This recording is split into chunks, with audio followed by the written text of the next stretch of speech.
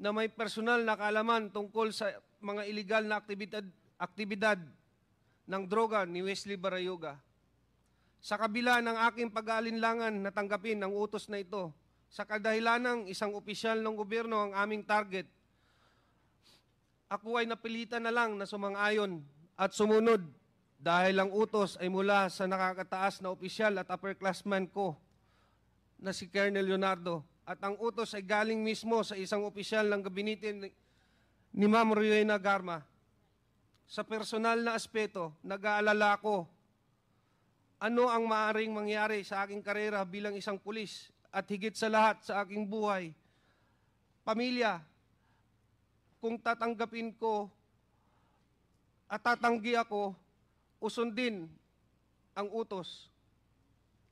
Matapos tanggapin ang assignment, pinasimulan ko ang paghahanda para sa proyekto, kabilang ang pag-recruit ng isang angkop na tao para isagawa. Kinausap ko si Nelson Mariano, na kilala kong may network kaugnay sa ganitong klaseng operasyon. Dahil siya ang aking dating informant sa mga personalidad ng droga at binigyan ko siya ng paunang detalye ng proyekto. Gayunpaman, bago maisakatuparan ang anumang aksyon, dumating ang COVID-19 pandemic na nagresulta ng pagpapatupad ng mahigpit na lockdown sa National Capital Region na nagpahirap upang maipagpatuloy ang operasyon noong panahong iyon. Sarado ang mga tanggapan ng gobyerno at limitado ang galaw ng mga tao, kaya mahirap masubaybayan o masundan ang target.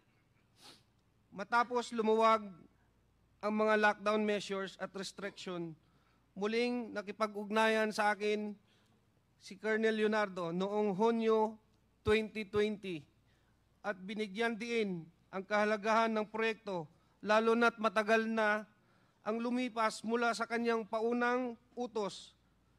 Sa kanyang panghihikayat, sumang-ayon ako na muling kausapin si Nelson Mariano upang alamin kung nakahanap na siya ng taong angkop sa itinakdang gawain. Nakumbinsi ko si Nelson Mariano na lumahok sa operasyon base sa intelligence report na tinanggap namin mula kay Police Colonel Leonardo, na siya namang nakuha niya mula kay Ma'am Garma. Nagsasaad na si Wesley Barayoga ay sangkot sa mga iligal na aktibidad ng droga.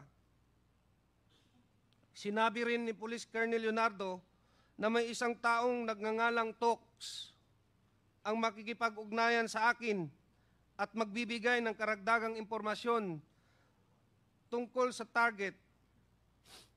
Ang nasabing Tox, ayon kay Police Colonel Leonardo, ay isang bata ni Ma'am Garma mula sa CIDG.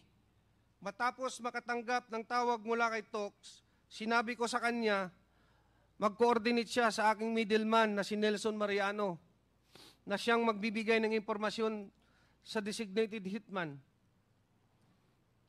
Sinabi ni Nelson Mariano sa akin na nakahanap na siya ng hitman at nagngangalang Luloy.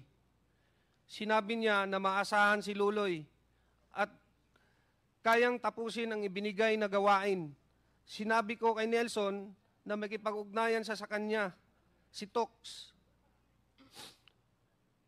na magbibigay ng detalye tungkol sa target. Pinayuhan ko siya na mag-ingat at magkita na lang kami muli pagkatapos ng proyekto upang ibigay ang bayad na manggagaling kay Police Colonel Leonardo. Noong Hulyo 30, 2020, muling tumawag si Colonel Leonardo at ipinaalam sa akin na ang target na si Wesley Barayoga ay nasa PCSO at maari na naming isagawa ang operasyon.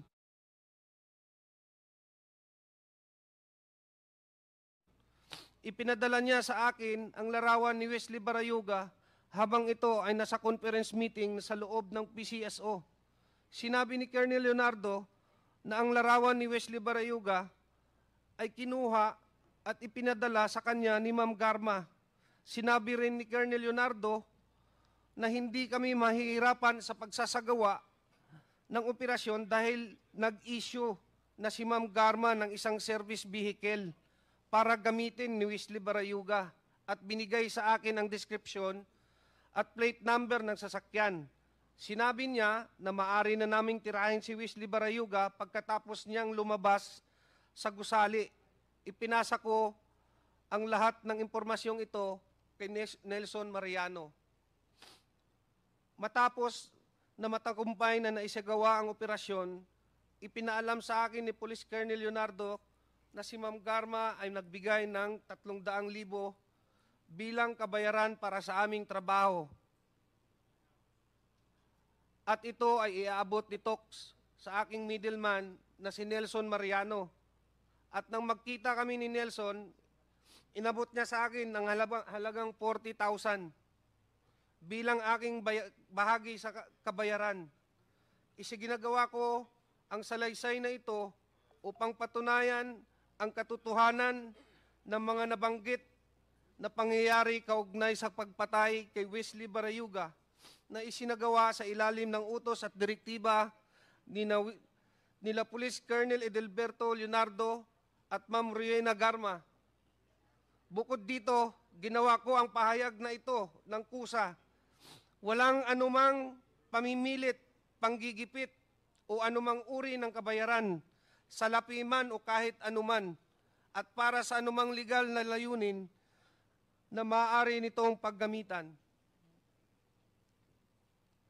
Bilang papatotoo, aking nilagdaan ang salaysay na ito noong September 25, 2024 sa lungsod ng Quezon.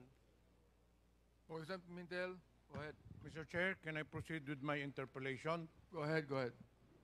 Sinabi na naman ni Colonel Mendoza dito sa sinumong sa Mr. Chairman, Alaysay. this, with due respect, Congressman Pimentel, can you play the video, please, before you interpolate, Mr. Chairman?